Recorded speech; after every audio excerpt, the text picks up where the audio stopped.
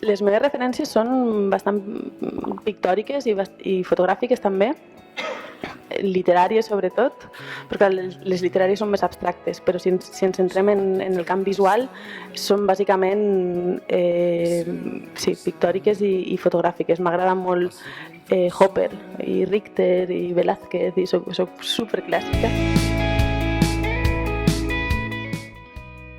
Truffaut és l'únic director de cinema al que jo torno amb moltíssima freqüència. El vaig descobrir molt jove i em va atrapar. I llavors, quan vaig començar a fer el llibre, vaig tornar a les seves pel·lícules però d'una altra manera, no? Jo sabia què volia explicar, però no sabia exactament com. La Galera, que és l'editorial que m'ha publicat el llibre, em donava molt poques pàgines i havia d'intentar condensar la magnitud de l'obra d'un autor com és Truffaut en aquestes pàgines, no?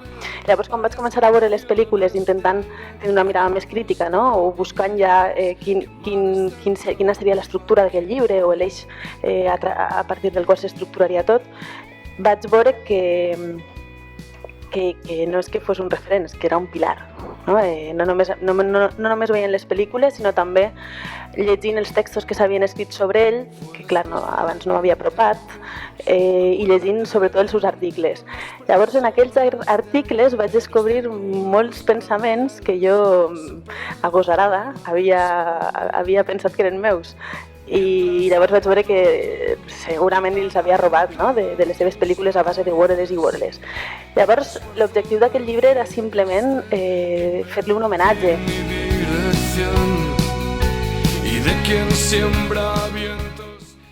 El seu objectiu ja sabeu quin era, no? el donar veu a totes les dones que van aguantar les que van aguantar i les que no van aguantar en els camps de concentració nazi.